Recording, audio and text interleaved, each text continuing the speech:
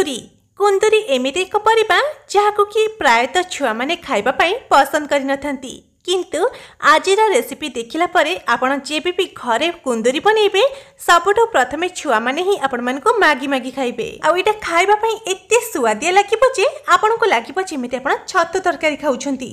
नमस्कार, मु लक्ष्मी रोसे विथ लक्ष्मी रे आपण माने को अनेक अनेक स्वागत। रेसिपीटी स्टार्ट करबा पूर्व जदि आपण माने मो चैनल को एपर्यंत भी सब्सक्राइब करि नांती तबे प्लीज सब्सक्राइब करी पाखरे थिबा बेल आइकन को प्रेस करी ऑल बटन रे सिलेक्ट करि नियंतु। आ जदि फेसबुक रे देखुचंती तबे लाइक शेयर फॉलो तो निश्चित करंतु। ताहले संतो स्टार्ट करबा आजिर रेसिपी। सति पई देखंतु एठी मु किछि नेची फ्रेश कुंदुरी। तो कुंदुरी आपण माने टिके कसी कुंदुरी नेबे जहा तरे कि सेटा खाइबा पई भल लागिबो। जदि हल्का टिके पाचिला कुंदुरी नेबे ताहले सेटा खटालिया लागिबो। सबुठु प्रथमे आमे कुंदुरी को पानी रे देकी ताको सफा पानी रे भल भाबरे धोई नबा। तो एटी देखंतु सब कुंदुरी को मु भल भाबरे धोई कि नै आसीची। तापरे आमे गोटे छुरी सहायता रे कुंदुरी रो दुई पट साइड को काटिकी बाहर करि नबा।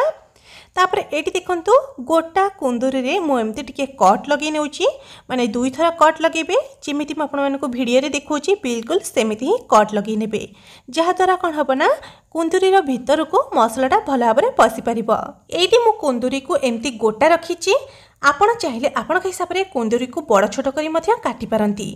तो ए सेम प्रोसेस रे आमे सब कुंदुरी को काटिकी रेडी करि नपा। एटी देखंतु मु सब कुंदुरी को काटिकी रेडी करि नेची आ गोटे मिक्सिंग बाउल को ट्रांसफर करि नेची। ता सहित एटी मु गोटे बड़ साइज रा आलू रा चोपा को छड़ेकी एमती छोट छोट क्यूब साइज रा काटिकी ए कुंदुरी सहित दे देची। एबे हमें कोन करिबा ना इथरे दे देबा आधा छोट चम्मच लूण बा स्वाद अनुसार लूण, आधा छोट चम्मच देदेबा हलदी गुंड, आधा छोट चम्मच देदेबा लंका गुंड। तापर देखंतु एटी मु गोटे बड़ चम्मच दे दोची बेसन। एटी मु कंचा बेसन माने जोटा कि हमर नॉर्मली घरे बेसन थाए सेही बेसन को दे देची। आ बेसन दे सला परे सेतरे अल्प टिके पानी दे देबा। आ पानी देकी सब जिनस को भल भाबरे मिसई नबा। बेसन रा क्वांटिटी बिल्कुल भी अधिक नेबे नहीं किबा अधिक पानी देबे नहीं, बस हल्का टिके पानी देकी देखंतु एटी वीडियो रे मु जेमती मिसई नेची सेही भली भाबरे मिसई नेबे। तापर एटी देखंतु मु गोटे कड़ाई गरम करि नेची आ कड़ाई रे दे दोची 2 बड़ चम्मच सोरिषा तेल। तेल भल भाबरे गरम हे गला परे आमे तेल को टिके स्प्रेड करि नबा।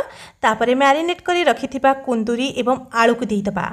एई समय रे प्रथमे आमे गैस रा फ्लेम को मीडियम फ्लेम रे ही रखिबा। गोटे पट साइड को प्रथमे गोल्डन हवा पई छाडी दबा। जेतबळे गोल्डन हे जिवो गोटे पट साइड तापर जाके आमे को उल्टेई दबा। आ उल्टेई की मीडियम फ्लेम रे ही पाखापाखि 2 ରୁ 3 मिनिट पर्यंत एपट सेपट करके भाजी नबा। हुए तो आपण मानको एक कुंदुरी आलू को भाजीबा पई पाखापाखि 4 ରୁ 5 मिनिट समय मध्य लागि पारे। बा जेते पर्यंत कुंदुरी एवं आलू हमर भल भाबरे गोल्डन हे कि न भाजी जाइछि आमे सेते पर्यंत को भाजी नबा।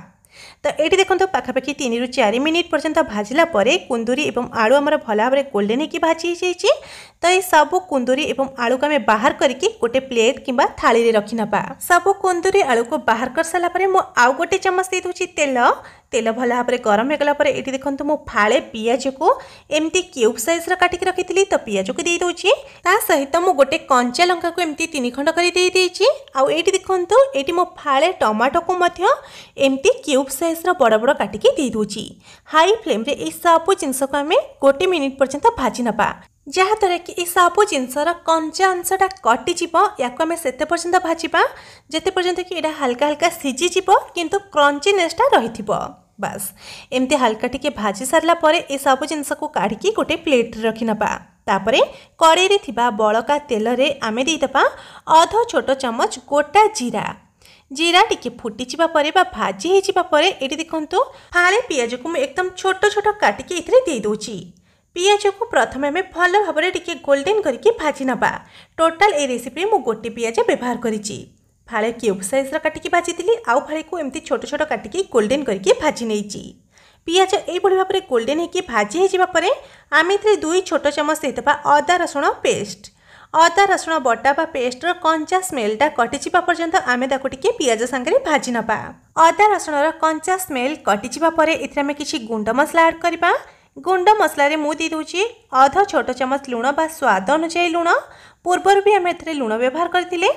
ता सहित गोटे छोट चम्मच देदेबा लंका गुंड, आधा छोट चम्मच देदेबा हलदी गुंड, आधा छोट चम्मच देदेबा धनिया गुंड, आधा छोट चम्मच देदेबा जीरा गुंड।